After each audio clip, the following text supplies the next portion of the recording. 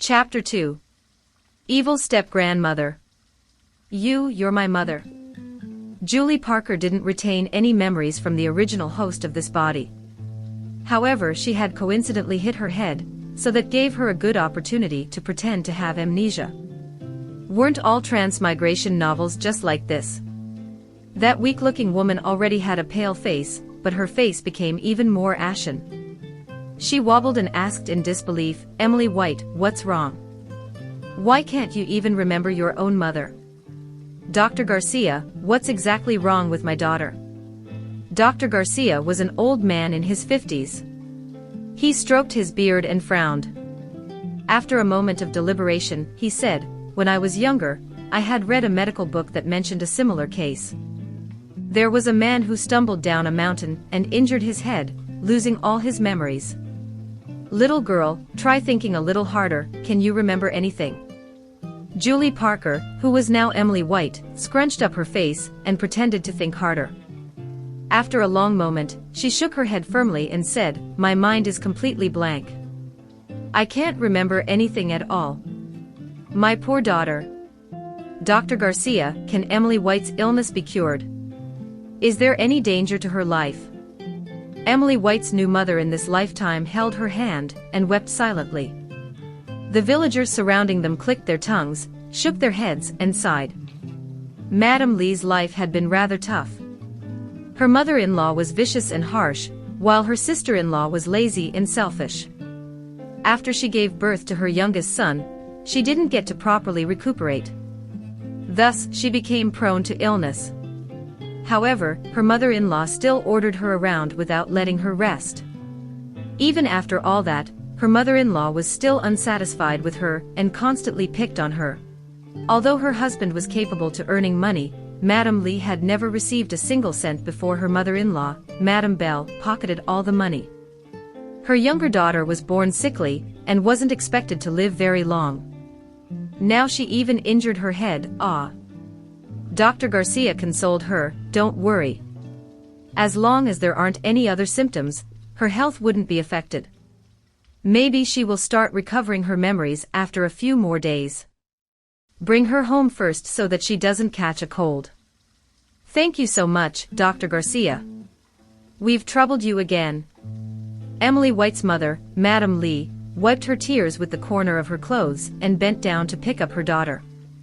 However, a young man in his 20s had already picked Emily White up before she could do so and said, "Second sister-in-law, let me carry her." Emily White blinked and stared at this tall and thin man with curiosity.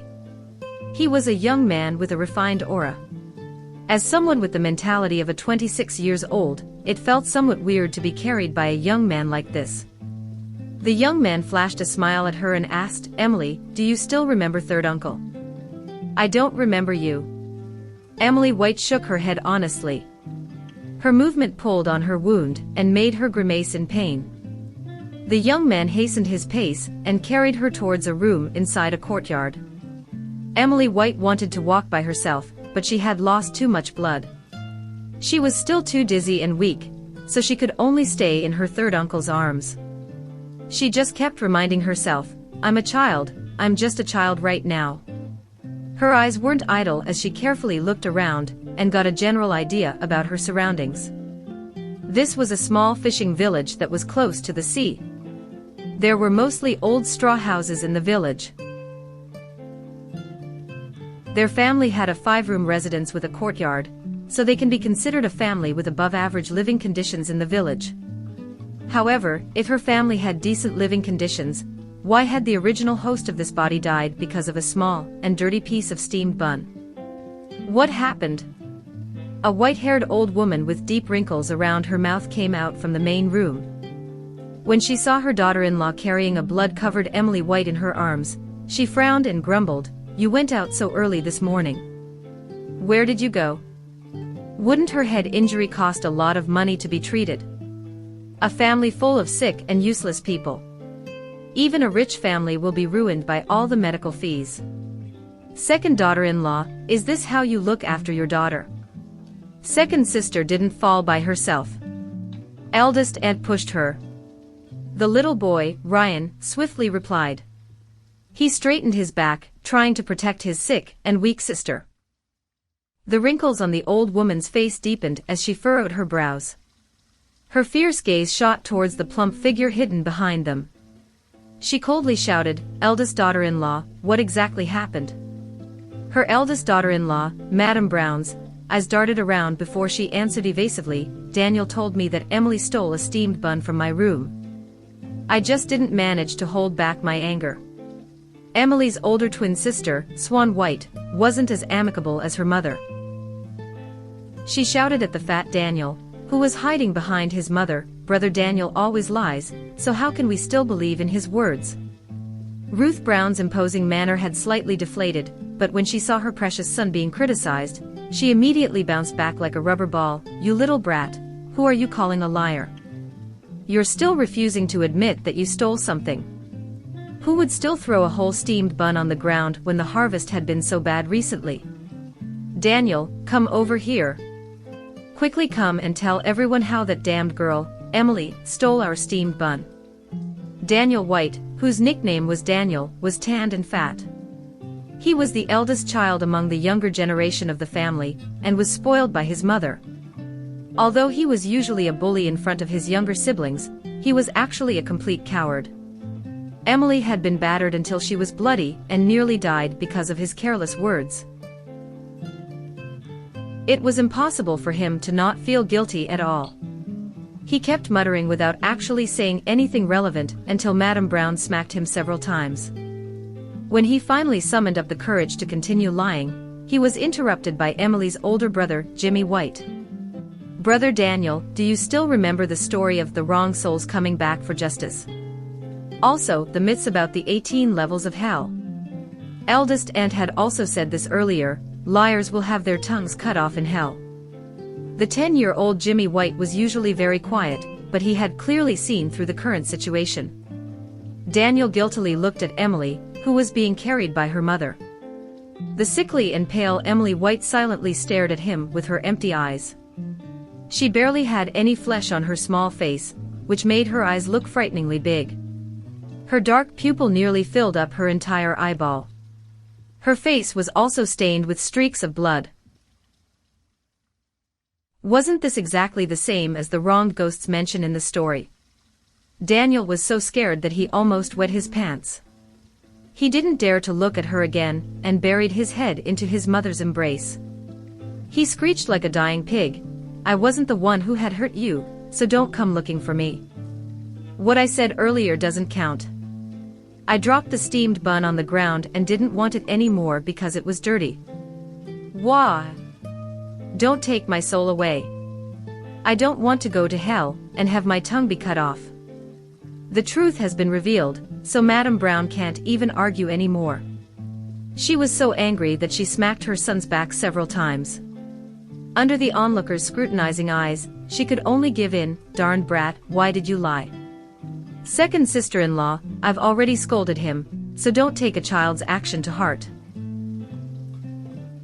Henry White, who had followed behind them, spoke up at this time, "Why are you still fighting over a steamed bun when the child was already injured like this? Sister-in-law, you should hurry up and give Dr. Garcia the medical fees." Henry White was the eldest brother of Emily's grandfather, Old U.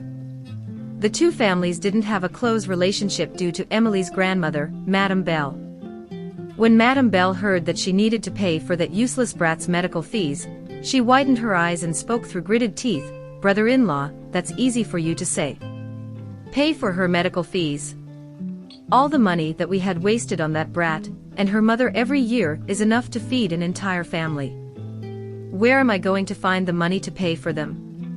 Money doesn't just fall from the sky for our family, so we can't just spend it carelessly. It's a small wound, so just cover it with some plant ash and it'll be fine. She doesn't need any medicine. She's not her real granddaughter, so of course she doesn't want to pay." The villagers, who had followed along, shook their heads and sighed. Madame Bell was actually Philip White's stepmother, who married Old White after Philip White's mother died. After they got married, she gave birth to their third son, Edward White, and a daughter, Diana White. The eldest son, Albert White, was a child Madame Belle had from her previous marriage. He had changed his surname after his mother married into the White family. Henry White cried out against the injustice for his nephew, third sister-in-law. Philip goes out to the sea to fish every day before dawn. He would also frequently go up the mountain to hunt for pheasants and wild rabbits, then sell them in town. Moreover, all the money he makes goes to the family. We, the villagers, aren't blind. If Philip wasn't in your family, would your family be able to build this 5-room house? Can your family afford the new ship? His daughter is badly injured right now, yet you can't even bear to spend some money. How can he not be disappointed? Madame Belle was upset when she heard Henry White's words, brother-in-law. According to your words, Philip is the only reason our family is doing well. Let me tell you right now. I'm not going to pay the medical fees. Whoever caused this mess and injured her should be responsible for paying. After she finished speaking, she turned around and went back into the room, slamming the door loudly. Madame Brown's fleshy body trembled slightly and she muttered in a low voice, "All our money is in Mother's hands. I don't have any money." Then, she pulled her son back to their own room.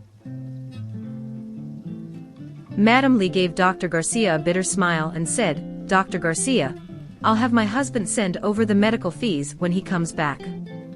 My apologies. Under everyone's sympathetic gazes, Madame Lee sent away Dr. Garcia and the villagers, smiling contentedly. Thanks for watching. Why not leave a comment below and let me know what you think. Please like and subscribe and click the bell icon to get new video updates.